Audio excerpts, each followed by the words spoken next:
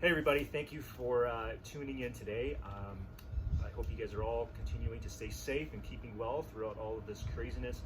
There's just been a couple of headlines in the mortgage industry, in the mortgage world the past little bit, which I wanted to share with you. But first, to my left, I know you guys have all seen him in past videos, but I haven't really had a chance to officially introduce Lawrence in terms of the impact he's had on my career. But first, this goes back to 14 years ago in 2006, when he was part of CIBC. To make a long story short, the reason I am where I am today in terms of my career is because of this man right here. He brought me in under his wing. For those of you that I've helped achieve your dream of home ownership, for those of you that I've helped in consolidating all your debts and saving you money per month, thousands and some of you tens of thousands of dollars on an annual basis, it's all because of this guy right here, Mr. Lawrence Lau. He is not only my mortgage mentor, but a good friend, and we had parted ways after CIBC and now have since reconnected a few years back, and we're on the same team once again. And so our ultimate objective today is to provide some insight on the latest CMHC headline, if you will. But so without further ado, please allow me to welcome Mr. Lawrence Lau. I think we're about 6 feet apart. Right? I think at this point, just in case our viewers or listeners are going to be questioning it. But thank you for I'm turning red based on all that stuff, but I'm sure it's the reflection off the Tim's cup here. You probably put a little bit of Bailey's in there without telling me, right? Anyways. But thanks, Lawrence, for joining me today. Yeah, man. Thanks for having me. Yeah, it's an absolute honor. So let's talk about CMHC. There's a headline that came out yesterday, I believe, and it's I'm sure caused a little bit of concern through the market, the real estate market, and the mortgage market. And I'm just reading through some of these new guidelines, if you will, these new regulations, and I'm just looking at my personal portfolio and talking to you and the rest of our team. It's really not going to be that much of an impact, I think.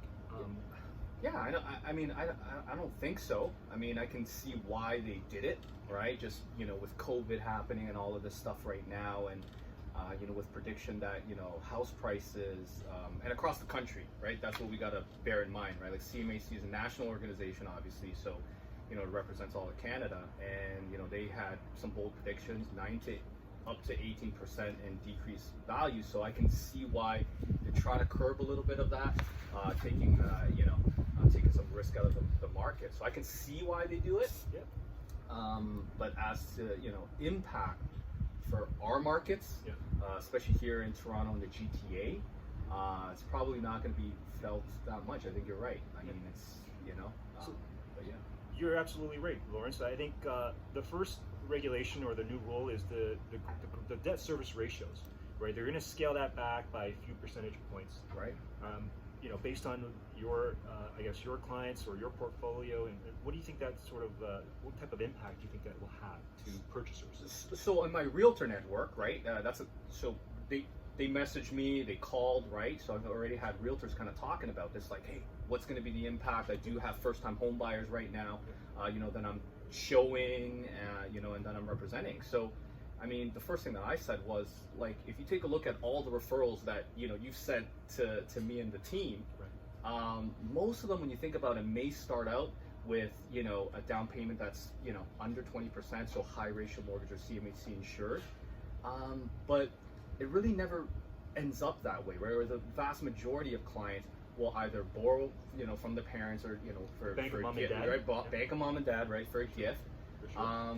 Because when you think about it, 2016, when CMHC initially did those changes, and then with the stress test coming in 2018, the first-time home buyer was already kind of, tapped. They were tapped, right? The qualification, the qualifying power was already removed. So, this is just, one, I think, a little bit more.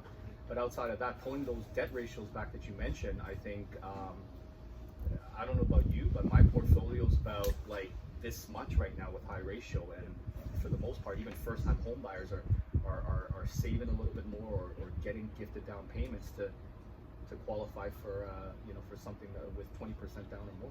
Well, I think with COVID, I mean, the last few months, my hope is that for those, especially let's say millennials, first-time home buyers, there's not a lot of opportunity for them to spend money. Like, I mean, for the last few months, for even my family and I, right, Yeah. we look at my credit card bills every month. It's like, man, it's like near zero, right? Right. So there's not. No more $50 lunches, right, Tim? You know what I mean, right? We're cooking at home more. Yeah, We're eating at home more. Right. So hopefully, for those that are really serious Yeah. in entering the real estate market, especially the first-time home buyers and the millennial market, hopefully they've managed to save some more money by staying home. Right. And I think that based on this article, CMHC has indicated that it might reduce the purchasing power by 10-11%, Right. give or take. But hopefully with the additional savings, maybe with the help of the bank, mom and dad, for those that are that have that option, to sort of offset Right. that purchasing power, Yeah. right? And again, I think I see that a little bit more with the rest of the country or outside of like, the big urban centers, right? Like in Toronto, I mean, can you get a place, even, a condo, right, for a small amount with 5 or 10% down? And the answer probably is no, unless you have a crazy high paying job. Yeah. Because as you know, right, when you qualify a client, if it's insured, well, it's already got to be 25 years for the lifetime of the amortization of the mortgage. Then, we're restricted with a certain, ratio already. And then, the mortgage payments is just going to throw everything off. So when you think about it, like I said before, they were already kind of, I wouldn't call it suppressed, but, the qualifying power was already kind of diminished, right, with all the additional rules and regulations that were put in place before. Correct. So, this kind of adds a little bit of a touch. But like I said to my realtors this morning, don't worry. For the vast majority of clients out there, high ratio is kind of not that thing anymore in Toronto and the GTA or the urban areas, right? Very small percentage of our clients that actually fall into that bucket. Right. And I think that when these headlines come out, I think a lot of people that are existing homeowners looking to move up feel that they might be impacted as well. And the reality is that I would say nine times out of 10, or more than 90% of homeowners looking to move up are not going to be impacted, because they're going to have more than likely 20% down In equity, correct? right? Yeah. Like, they bought a house 5-10 years ago, the price or the values of their home's gone up. For sure. They've since paid down their mortgage, hopefully. Yeah. Right? So you have all this equity, and Right. guess what they're going to be doing with that? Right. Putting it towards that new home. And so, And you help, right? Like, and I know, like, throughout the course, like, whether it's your team or my team, we're helping clients do debt consolidation and do a lot of that.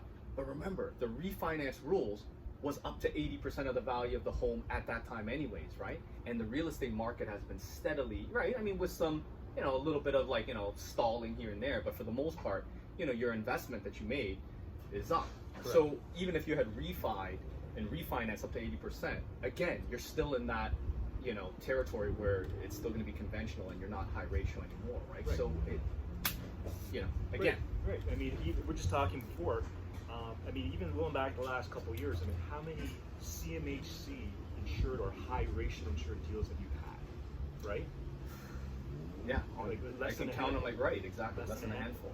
And I would have to say pretty much the same with my portfolio. Is it's a very small market that this is going to impact, and that kind of leads into and segue into the refinance business. There was also a new regulation with multi-units, right, and no longer being able to refi those through CMHC. Right? I think that's going to be a confusion in the marketplace where people don't think, or I think the rule was you can only refinance multi-units if it's for the purpose of investment or home renovations. Home renovations, Right? So when you think about it, I haven't done multi-unit residential properties in a while, and that's just telling the market that they cannot refinance period almost unless it's for home renovations. And Right. that's still true on the conventional side. I mean, conventional side, you can still refi up to 80% as of today. Well, and I think that's the confusing part, because you're right. Like, I mean, refinances in general are conventional because Right. you're not right. Like, Right, so it's conventional. again, It's never it's- a high ratio. yeah, It's so never sure. maybe a little bit more will kind of come out of this, but I think there needs to be some clarification with some of this. Another clarification, like based on, remember, this is just CMHC. And we Yes. know in Canada we have Genworth, Correct. and we have other programs too, Canada Guarantee, Yeah. right? Are their guidelines going to change? And we know that with certain banks, we do know that, hey, you know what, out of their insured book, they have to have a certain percentage at CMHC, and potentially a certain percentage, they can, insure with some of the private insurers.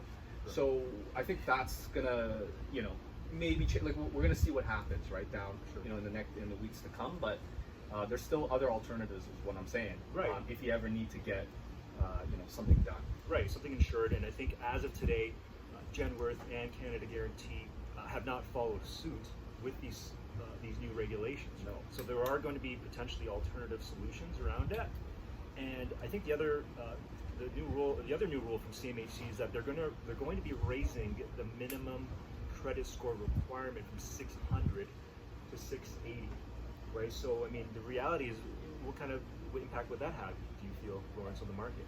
Again, I think just even looking at apps through my team and I don't see that many credit scores, if you will, that are kind of like low, like sub 680, and certainly there are For sure. right, and that's one borrower as well too. That's one borrower. So if there are so if there are two borrowers, right, if it's a couple, then then obviously some of that is minimized, but right, like I mean, a small percentage, I think, I feel anyways, that get impacted by that, because for the most part, I think we do see a lot more 680 and above, right, like the scores, For like sure. the scores, and anything that's even hovering, closer to the mid-low 600s. I mean, if it gets to B or B lending or subprime lending, I mean, or alternative lending, I mean, we're looking at 20% down anyways, right? And Correct. I think clients and customers are used to kind of like prepping for that, right? Right. So there are still solutions to those that have some blemishes in their credit. Let's say maybe 600 or 590. It's not like a dead deal. Where if they are able to raise a little bit more capital or have some assistance from, Right. again, going back to the bank mom and dad, and I know that not everybody has those type of options, but there are still some creative ways and solutions around this. Right. And I think that's where the broker community, and for those of us that are in mortgage brokering, is it's going to thrive, right? And I mean, we're already used to kind of like being flexible, right, and understanding kind of like what products are out there with what with the different types of lenders, and being able to kind of create a solution and execute on that solution, right, to help not only clients but realtors and any type of referral source for that matter. So Definitely. Yeah. Definitely. Now, there's this one last one that they're indicating is in regards to non-traditional sources of down payment. So I like how they use the word banning, all right?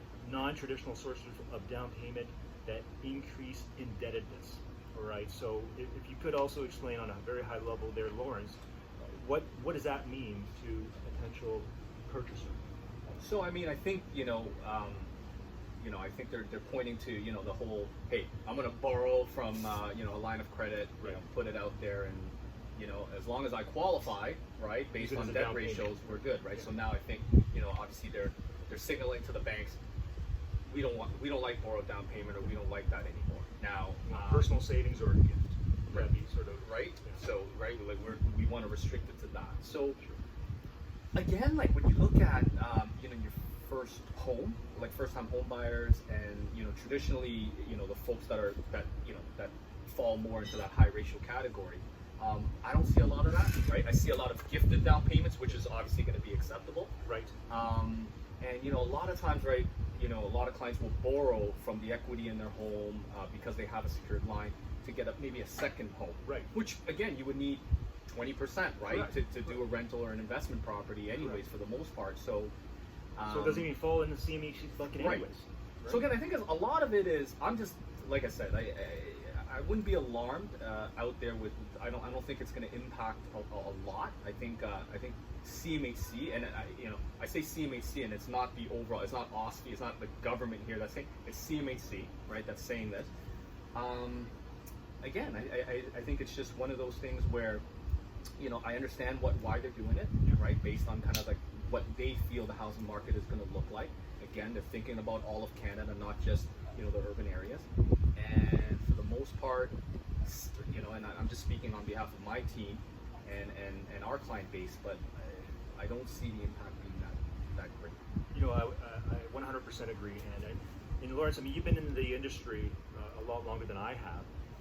You know, I started in '06, and I believe you had a few years prior to that too. And you know, it almost seems like since I started, you know, every single year or every other year, there has been new regulations, new guidelines, just new measures to make it more difficult for a borrower, right? For someone to qualify for a mortgage. But time after time, you know, I think us as Canadians, we're very resilient people, individuals. And when there's a will, there's a way. And it's just a matter of, you know, either saving a little bit more, spending a little bit less, finding that next gig that, you know, that you get that extra boost in salaries, whatever it may be. I don't think it's really impacted our business all that much. No, and I think that talks to you know, mortgage brokering and just having, you know, available tools, lenders that can work with us, you know, very, very well. You know, and education is very, very important, right? You know, with the stress tests, I remember that was the big thing, right? The industry is over, right? It's done, right?